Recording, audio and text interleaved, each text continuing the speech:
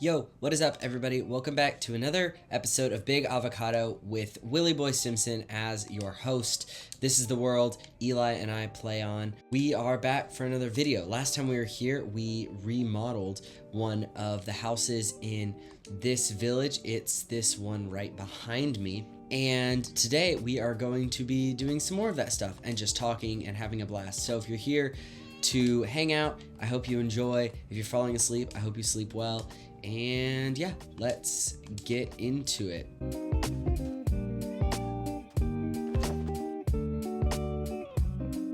I did a little bit of work just by myself, messing around. I remodeled, I redid this farm here, which is fun. So we don't really have a farmer villager yet, I don't think, but this farm, you know, it has some cacti now. It's more succinct, so it stretches across this whole area instead of being two separate farms, which is nice. And then we also redid this house over here. It doesn't look a ton different, but we just spruced it up a little bit, specifically with some oak.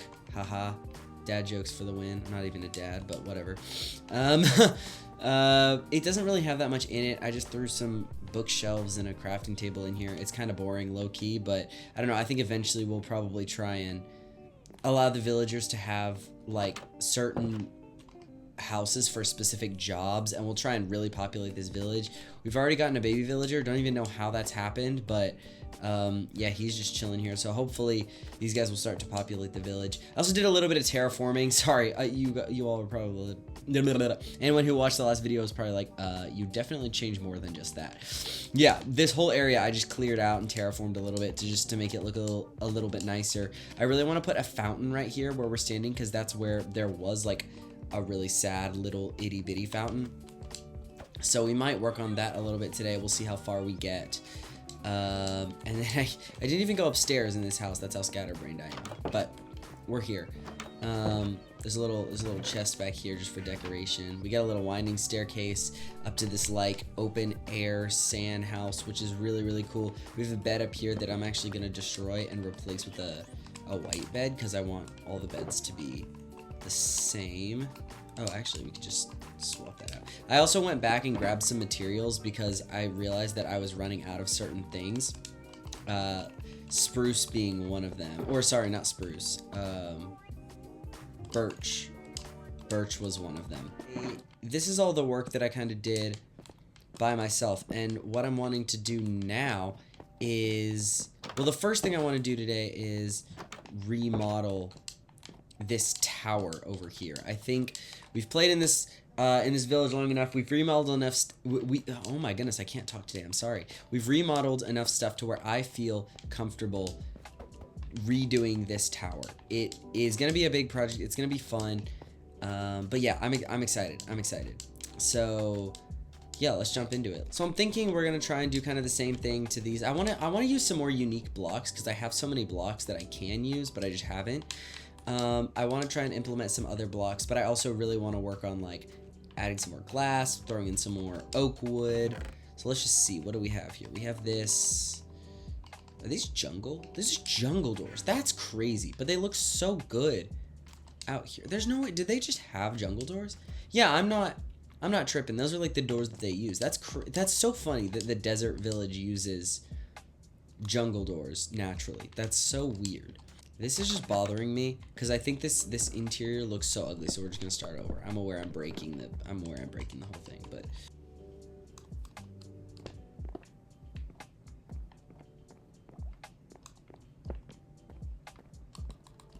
well, I guess we could make it a little kitchen and do. Oh, that kind of looks good, low key. And what if we did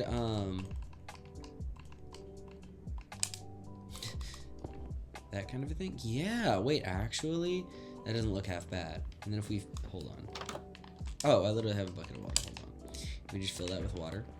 Dude, that kind of looks goated, I think. And I have a little infinite water supply over there. I don't hate that. I don't hate it. And I think something needs to go over here. And that something can be, oh, do we not have any more oak wood? I want empty bookshelf. Gonna put that there. Okay, that looks a lot better. I'm chill with that. Great. Okay, so now we can move on. Now I feel like I'm good to move on. Let's see what this looks like. What does this look like on the inside? Where's the door? It's over here. I think, okay, we definitely want to change the door to be over here, facing the middle of the village. But, oh, is it just a staircase? Wait, we can really do a lot with this, because we can literally just take out the staircase and... Okay, that's nice. We'll take that chest. Oh my gosh, wait, this is awesome. So that's something that we can talk about, is like work-life balance. I think I have a really unique approach when it comes to work-life balance. I don't know if that's something, you know, people's different perspectives on there. I'm only like, you know, I'm 21 years old and in college, so to a certain extent there's a part of me that's like, I'm really young and, you know, I can do the whole thing where it's like get, you know, 4 hours of sleep a night. Like, obviously that's not like sustainable, especially for someone like me who needs like 8 to 9 hours of sleep a night. But like, you know, just know that there's your caveat that, you know, I'm young and can kind of do whatever I want. And I'm a college student, so who cares? But work-life balance has become something that's so important to me. Not even because, you know, I'm like, oh, I just want to, I want to be a health buff and all that nonsense. Like, I do like being healthy. I do like, you know, eating healthy, working out, all that sort of stuff. But also, like, genuinely, a big part of my work-life balance is like navigating my anxiety. And like, I never want to, you know, get trapped in a cycle of like legalistic tendencies and like, you know, I have to go to bed at this time or else I'm gonna have an anxiety attack. Like, I never want to be slave to that. But genuinely, there are certain things that you can do in terms of your health that will make anxiety at least easier to deal with, you know. And that's something that I've been discovering. Just right now it's summer, so there's not a lot of like pressure to do anything. Like, I've gotten to actually take a lot of days to just rest and like not do anything and just like either play video games or you know, hang out with friends or whatever it is. And then I go to rehearsals in the evenings because I'm a theater guy. I'm trying to make that my career. So I like will drive up to where I go to rehearsals and do that in the evening. But during the school year, for sure, I think there's a big pressure to just do everything, especially at my school's theater department. There's like a massive, I would say there's a pretty significant pressure to like do everything. Like, anything, you know, any project that comes your way, you should say yes to it. Any opportunities you get to do shows or classes or whatever, you should take those, you know. To a certain extent that's true, but I also think that, you know, there are a lot of people who need to be told to get off their butt and do stuff. Like, that's a big, the apathy epidemic is massive in the United States where I live, and it's not good to be lazy, obviously, but also there's people, I genuinely believe that there are people like me who need to be told to chill out and rest more than they need to be told to work hard. And if that's you, then you know. If you're like, is that me? I don't really know. Like, it probably not. Like, you probably know if it's you, because you probably also have a lot of anxiety. You probably also, you know, overwork yourself a lot, not intentionally, but just because that's the way that society functions, and you don't, you know, you're not naturally bent towards underworking yourself, or you're not naturally bent to underworking yourself. You're naturally bent to overworking yourself, which is my problem, which is honestly, like, one could argue that it's not as bad of an issue as being lazy, but I would argue that, like, it's definitely a more sneaky issue. Like, it's not something you'd expect as much as, like being lazy is kind of the norm. Like, I don't want to be that guy. I don't want to call anybody out. Like, I think that, like, you know, as much as someone else is tempted to be lazy, I'm tempted to overwork myself and just do more and more work, and that might seem like a blessing, and in some ways it is, but it also can be really dangerous and detrimental. Like, you know, I end up getting not enough sleep and have anxiety and have panic attacks, and then that, you know, is really bad for my system, and just like, you know, I end up forgetting to eat and stuff like that just because I keep wanting to work. And, you know, I think ADHD has a play into that. Like, I legitimately just, you know, I can't motivate myself to do anything until it's like, you know, 2 hours to the deadline. And then, like, it's the classic, like, it's not that bad to where it's like I literally can't make myself do anything until it's like literally due. Like, that's not, I do like to get ahead on things, but there's definitely, like, I struggle once I get into like work mode. I really struggle to calm down from that and to relax. And so that's one of the reasons I kind of force myself sometimes to just like play video games and relax and just watch TV. Like, even if it kind of feels boring sometimes, it's like, obviously I love playing Minecraft. Like, Minecraft is almost never boring. But like, even if it's like, you know, I'm just gonna turn on a YouTube video and just relax, like, I almost always do that in order to kind of force my system to calm down and my body and my mind to like chill out a little bit, you know? Yeah, I don't hate that. Oh, actually, wait. No, I'm an idiot. Hold on. Oh, good. Wait, there's a farmer villager over there. Wait, they're like repopulating. This is freaking epic. Let's go. They're not repopulating over here in like the nice side of the village, but at least they're over there. Like, I'm chilling with it. But that being said, like, I've genuinely learned to be so intentional about my work-life balance, because it's so easy to let it get out of whack. And it's so much easier to live in an extreme, just in most things, than it is in moderation. But I genuinely think that like moderation is the key to work-life balance. Like, obviously you don't want to be lazy, you don't want to just not work, but you also don't want to work yourself to the point where you're exhausted and not able to sleep and having like a crazy amount of anxiety. Like, that's not worth it, you know? So every time, you know, I get into a season of school or something that's like, I know that's gonna be really busy, like, I have to remind myself, hey, you know, watch this. Oh, that was actually really cool. I don't even have feather falling, do I? No, I don't. I just have prop. Obviously, love what you do. Like, that's good and amazing, but also like, don't be afraid to say no to some things. That's one of the biggest lessons that I've learned ever, is just being okay saying no to certain things and realizing that God's gonna provide regardless. And if you don't have a faith, I mean, I don't know what to tell you, but like, for me, like, genuinely, it's something that like God has made very clear to me, like, hey, I've got you, dude. I'm gonna provide the opportunities you need. So if you're working hard, you're not being lazy, but you're just like prayerfully considering, you know, what does the Lord have for me? Like, dude, you really can't go wrong, you know? And you know, say you mess up or something and you're like, oh man, I was lazy in that day, or oh man, I worked too hard and now I'm exhausted and need to calm down. Well, then congrats, you've learned a lesson. Like, the saying is true, like, failing is more productive than just being successful all the time. Like, obviously you want to have some success or else you'll probably become really discouraged, but like, that's so cool. You have to, you just have to be, I think you just have to be intentional, you know? I think that's the key here, is intentionality. Like, is what you're doing pushing you beyond what you feel like you can do, or are you genuinely, you know, taking hold of your schedule and making it something that's productive for you? I don't know. Food for thought. Anyway, now that we're back on the build, I'm starting to see how that could look really good, because these trapdoors are darker, or a darker wood. I guess it's time to go to bed.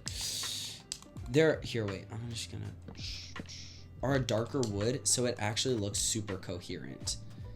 Yo squad, what is up? Welcome back to another episode of Big Avocado, where we are going to talk shop, talk life, and right now we are working through kind of the story of my life, why I do what I do. So I figured I would shake some things up. I've been really trying to mix up the way I've been doing my videos recently, just to figure out what works, what doesn't work. Obviously I'm kind of new to this whole thing, but I'm really happy to be here, happy to be talking to y'all. But yeah, I just wanna get into it. Today's topic is gonna be really interesting. We are going to be talking about the question of art.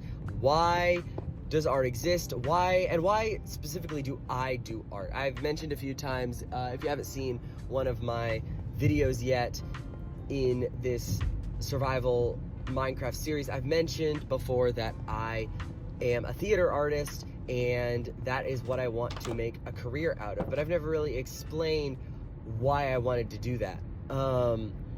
it all starts really when I was a kid. I grew up as an athlete. Both my parents were athletes. My siblings were athletes. I grew up in kind of an athlete society in Waco, Texas. Texas, if you don't know, like, especially in, you know, the school district, loves sports. America in general loves sports. And you know, Texas even more so than some of the other states. And I don't know, I never really considered myself a theater person. Like, that's just something that some of my friends did. Like, it was honestly, for me, I think, in my ignorance, I considered it to be like a girly thing for a long time. I had a lot of friends who were female, and they loved doing theater. That was kind of their jam. And, you know, the girl thing to do, the cool thing to do for a girl seemed to me to be either like dance or theater or cheerleading or something. And then for the guys, it was like sports or business or, you know, whatever it is, or, you know, working out or whatever. And you know, that was a very ignorant position, but that was kind of the culture of, you know, my childhood and teenage years. But I remember there was a time when I was probably in, like, I think I was 14 years old, and one of my buddies who I did athletics with was like, hey, you should come and do this theater camp with me. I was like, well, at first I was like, no, I'm not gonna do that. Theater's not my jam. It's, you know, I'm an athlete, that's what I do. I'm also good at academics, that's what I do. I don't be doing the theater thing. I don't want to be on stage. That's such a foreign world to me. And he was like, no, you should do this. Like, I really want somebody to do it with me. I don't want to do it by myself. And I was like, fine, all right, I'll do it. So I did this camp at our local community theater, and I loved it. And I instantly, like, you know, it was a little bit weird because it was something new, but I instantly fell in love with it. I did it, and I was like, oh, I want to keep doing this. You know, because something, for whatever reason, something in my brain just clicked, and it all made sense. It was like, oh, I'm good at something, you know, like, not in a, like, oh man, like, that's so sad kind of, like, not in that, like, this isn't meant to be like a pity story or anything like that, but, like, you know, as an athlete growing up, I was pretty athletic. Like, I worked out, and I still am that way. Like, that has really shaped the way that I live my life. I still consider myself an athletic person. I exercise a lot. I love playing sports. I love being outside. But during that time, I was not ever the best at athletics. You know, I would later figure out that I'm better at extreme sports like mountain biking and rollerblading and things like that. Like, sports that you wouldn't consider as, like, the traditional sports, whereas, like, a lot of my friends were a lot better at football and basketball and things like that. But, like, I grew up, and my best friend was, and still is, a basketball player. He actually plays basketball collegiately. He plays it at a university. And then my little brother, who's like a year and a half younger than me, is just a freak of nature. Like, you know, bro was the fastest long distance runner at our school, got bored and also had asthma and didn't want to run as far, and was like, oh, I'll do sprinting, and so did sprinting, and then became the fastest kid at sprinting. Like, bro was insane. And I was like pretty good. I was like average. I would say I was average at most sports. You know, specifically I remember playing basketball, and I was never like the best kid on the team, but I was mid. I wasn't the worst either. I was, you know, coordinated enough to get by, and, you know, whatever. And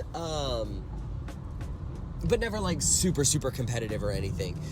But one thing that was like really beautiful about jumping into theater is it just started to make sense. Like, I don't know, like, it clicked for me, and all of a sudden it was like, oh, this is what I was made to do. And I don't want to make it into something that's too overly spiritual, like, oh, God designed me to do theater. Like, no, I think that there's a lot of things that I could do with my life. Like, that may not even be the end goal or purpose of my life, is to do theater for a living. Like, that may not be the direction that God has me going. But I also know that, like, in that moment, it really did click for me, and I really did understand what I was doing really immediately. And I remember, I think it was the second or third show that I did a like a full adult production, so it wasn't like a kids camp. It was like a full production. Anyone could audition, you know, any age, any, you know, whatever. And we did Newsies, at my community theater, and I remember auditioning with a few of my buddies, and I was the only one out of that friend group who got in, which was really scary for me because I auditioned with a group and I was like, oh, me and all my buddies are going to do a show together. That's going to be fun. And then it was just me, and I was like, yo, what? Like, I didn't think that was going to happen. And I don't think it, that's not me to say, like, that's not me trying to say, like, I'm really good at theater and all my friends are bad. Like, that isn't what I'm trying to say. Like, I think that it could have easily, just depending on the show, could have been them instead of me or whatever. But it just made sense. And I remember even in that production, like, I was pretty young. I was like, 14, 15 years old. And our director, for whatever reason, saw something in me and was like, wanted to give me a standout role, which was really, really cool and really fun. And like, I don't know, I got to tap on top of a table. I got to have some lines. Like, it was definitely the first time I had ever had lines, which was like just a super cool experience. I mean, I think that's how I got into it, and I definitely think that God led me to it. But as I've continued to do art, I've discovered how beautiful it is, because obviously there's like the kind of rush at the beginning where it's like, oh, this is a fun activity as like a kid to do. Like, I really enjoy it. I'm good at it. So obviously I'm going to kind of take a liking to it naturally. But along the way, I guess, as I considered, like, am I actually, especially in high school, being like, do I, like, for a while I was like, I just do this for fun. And then once I get into college or whatever, like, I was living my best life in high school doing theater, and I was like, I'm not going to do this forever. Like, you can't make a real job out of this. And then, people started asking me, they were like, hey, are you going to do this for real? And I was like, absolutely not. But then I had people start to tell me, like, hey, no, you're good enough. Like, you really could do this if you wanted to. Like, you're really competitive in this area. And I was like, oh, well, okay. And then as I started to consider college, I was like, yo, I don't really want to do anything besides this. Like, go to college and do more academics. Like, I had already been so burnt out, and that's a different story for a different time. Like, just being at the school I was at, and I was the first graduating class at that school, and the oldest class for many, many years, and I just got really burnt out. There was a massive workload, and I was tired, and I was exhausted, and I didn't want to do more academics. I feel like maybe it's just me playing the game, like, and just being really locked in, but like, I feel like it's so easy. It becomes nighttime so quickly. Dude, it is pretty though. Look how pretty this is getting. Like, with all the new color and the wood and everything. Dude, this village is gonna look so freaking epic.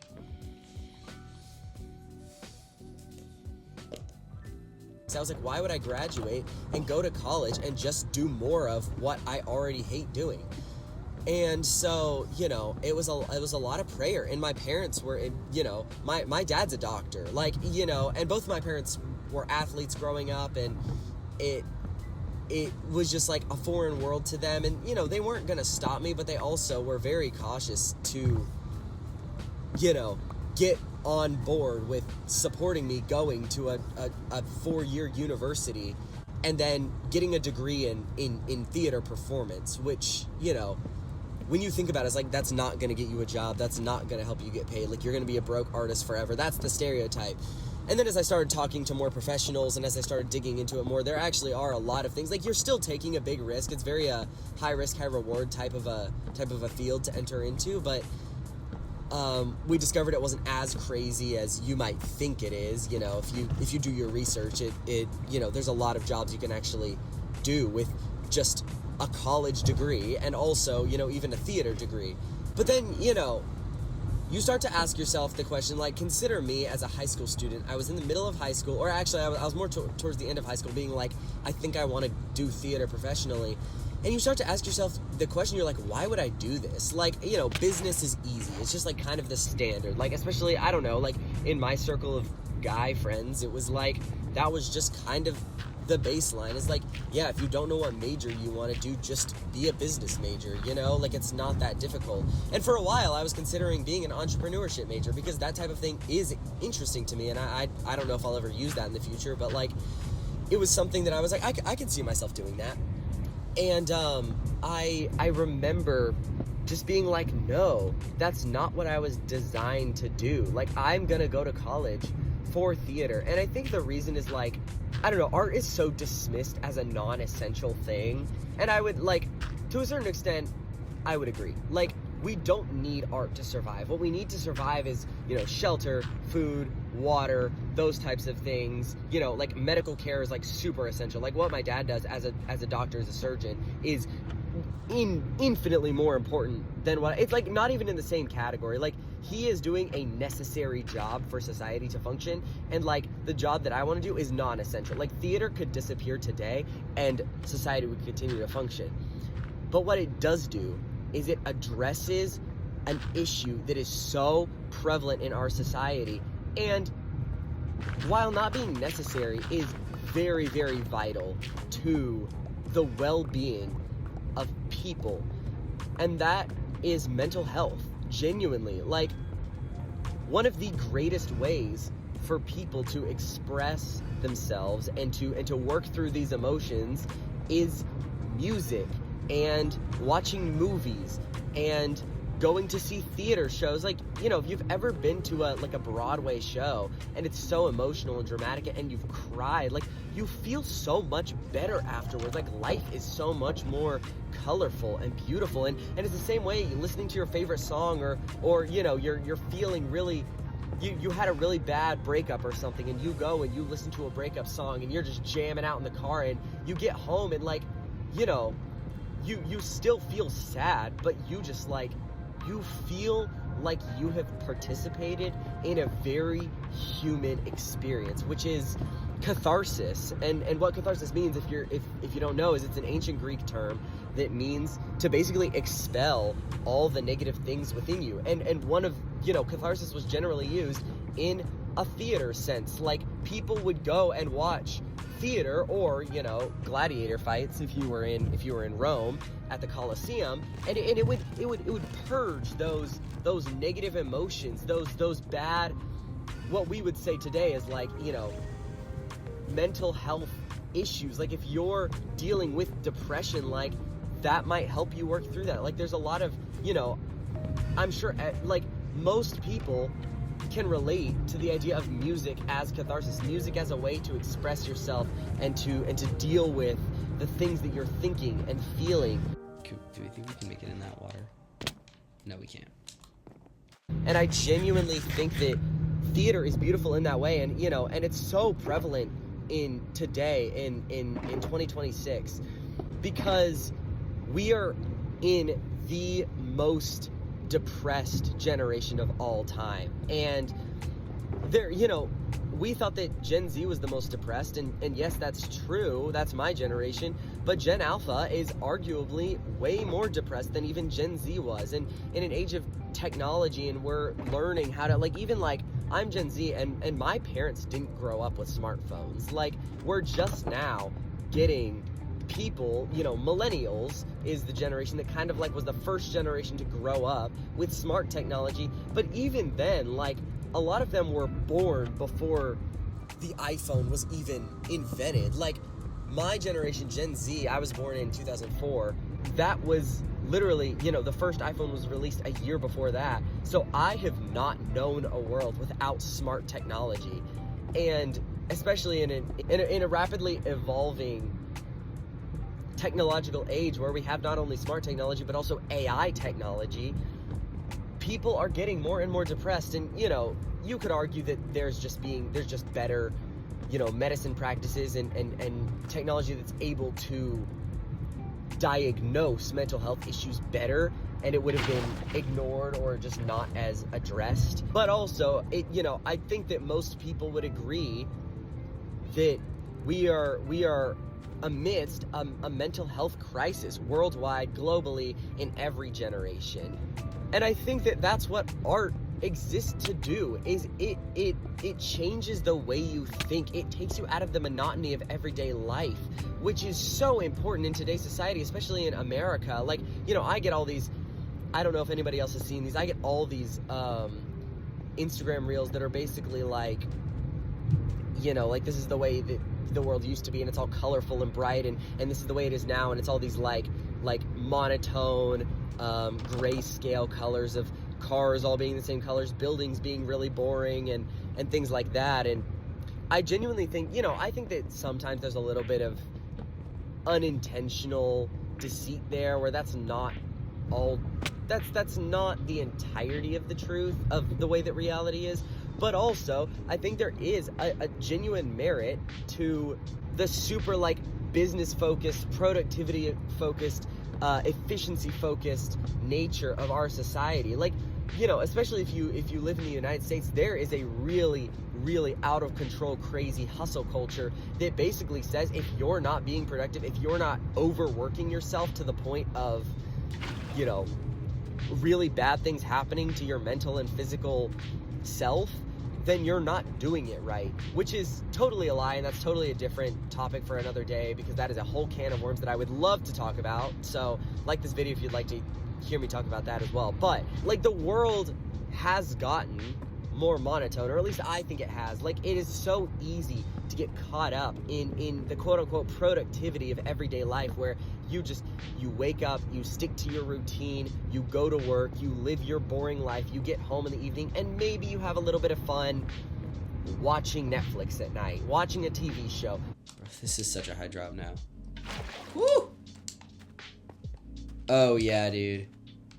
I think that looks freaking diabolical. That looks so cool. Oh my gosh, yeah. I love that design. But that's basically your action for the day. And I don't think everyone's lives looks like that, but I do think the general public's life does look like that. I genuinely think most people probably live their lives like that. A lot of people are really lonely. A lot of people, you know, and I don't want to seem all high and mighty and I'm better than everyone else, because like, literally today, I spent the entire day in bed. I woke up, I jumped in my pool, which was awesome. I went and got myself a coffee, and I sat in bed. And yes, like, you know, there's some merit to what I've been doing today, and I would argue I did a good job resting today. Like, yes, was I a little bit lazy? Yes. Would I have preferred to have, like, done something today? Yeah, I probably should have done that. Sorry for all you people who don't like when I break glass. I'm sorry, I just don't have Silk Touch, and I don't really care to get it because I have Fortune 3. And I would much rather have Fortune 3 than Silk Touch. I guess I could have 2 pickaxes, but I don't really care. The weather's beautiful right now, by the way. I just need to take a moment. Like, I'm not gonna, you know, I'm doing audio messages, so it's not like I'm gonna take a picture or anything and you can't see what's going on, but like, if I get a chance to take a picture, it is gorgeous outside. Like, there's sun to one side, clouds above me, and there's like a storm on the left side. Like, it is just beautiful, and it's gorgeous, and it's such a reminder of how good God is and what a beautiful artist God is. God is an artist, guys. That's why I do art, because God does it. I'm imitating God.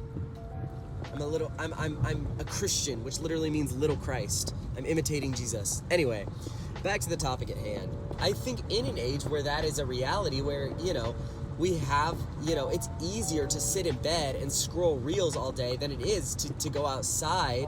We need things that shake up that break that monotonous routine every day. We need things that remind us of our humanity, that we are human, and that there is a uniqueness to us being human. Like, if you've ever been on a long drive like I am on right now, and just pondered life, it is incredible. Humans are incredible, especially if you believe in the Christian worldview. Like, it is incredible to just think about the way that God designed people. Like, it's amazing. Humans are incredible creatures created by God. And like, not even to mention that God is an artist. Like, God paints the sky every single day, and it's beautiful, and he created music, and it's just extraordinary to see creation. And I think sometimes we need outside sources to do that for us, because we're not going to do it ourselves. We need music, we need, you know, paintings and sculptures and live theater and movies to remind us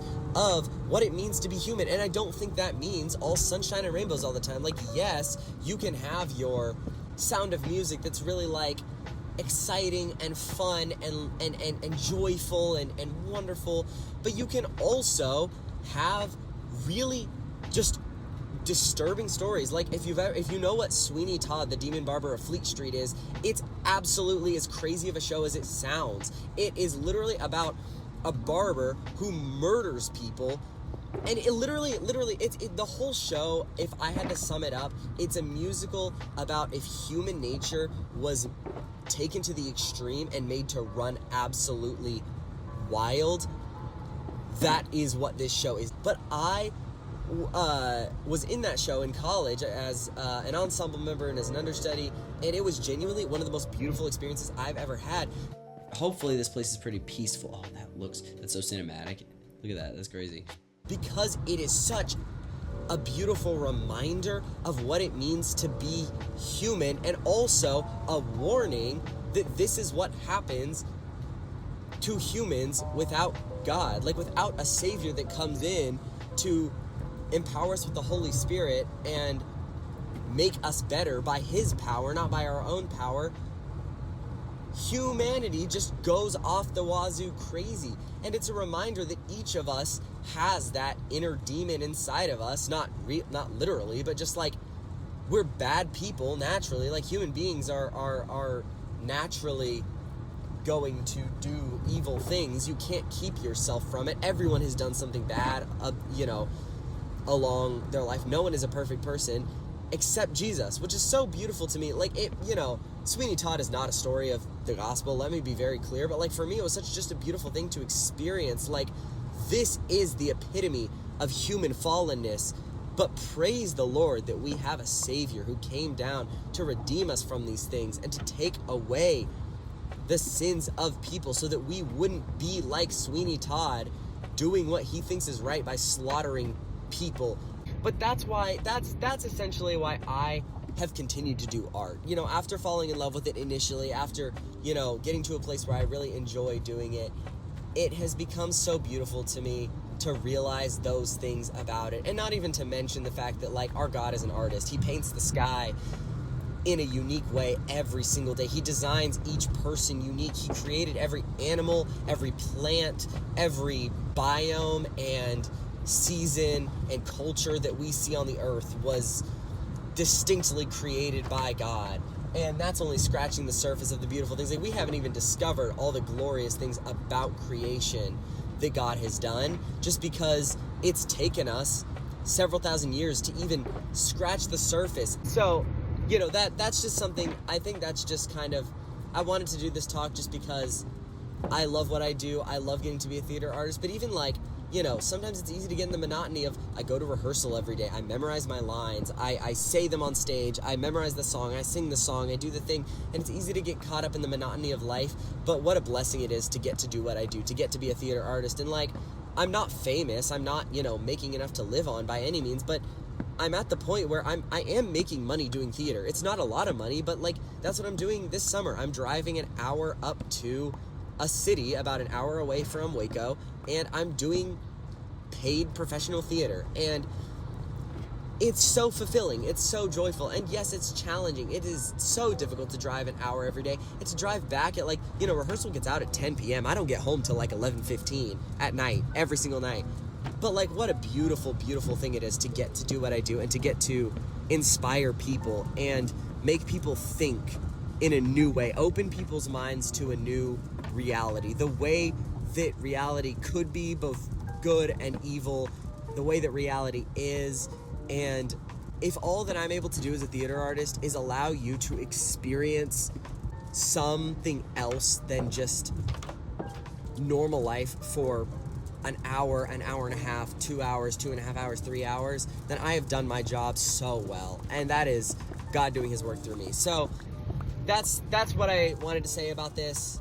I just wanted to do a talk about this because it's something that's really important to me, and it's something that I've mentioned a few times. I wanted to explain because I think there's a lot of stereotypes and misunderstandings around being an artist, going to school for art, doing things like that. So if you want to hear more talks like this, let me know. Please leave a like. That would be greatly appreciated. It really helps us out. Go visit us on Instagram. Eli and I make some really funny videos that we'd love for you to see, and we'd love to, enhance your life with, if that's a possibility. So yeah, hope you have a great day. Thank you for tuning in. Let's get back to the game. That looks realistic enough. And then we could put a chest there. Or I feel like this is where a crafting table would be. Like, we could put Wait, you know what we could do? We could do a bunk bed. I feel like that is maybe acceptable.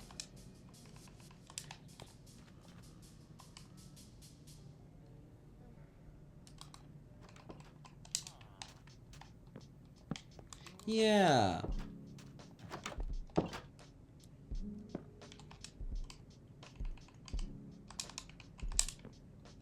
And do that. And put a cactus on. Yeah. That looks good. Let's skip a floor so that the chiseled bookshelf thing doesn't look too repetitive. We can do that, and then we can also put a chest. We can come back at some point and put some, oh my gosh, some more beds in here. I just don't want it to, I want to use the beds for more practical things right now, and then honestly, yeah. Heck yeah. Boom. And there's one more level. What could we do here?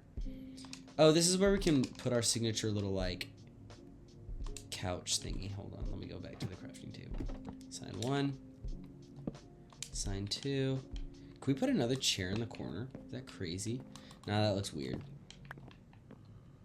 I guess we could put something. That kind of doesn't look bad, honestly. I don't hate it. And that's kind of like, this feels almost tropical because you can see the ocean on like, or you can see water on like all sides. Dude, and then this is chill. We're not putting anything up here. Dude, wait, this is awesome. Dude, what a cool tower. Let's go. We're locked in. Let's freaking go. We built a freaking tower. Well, thank you guys for watching. I really appreciate it. If you did enjoy, please hit the like button. Let me know what other kind of content you want to see. Do you want to see a playthrough? Do you want to see hardcore? Do you want to just keep seeing this? Yeah, I hope it was a good time, and I will see y'all later. God bless.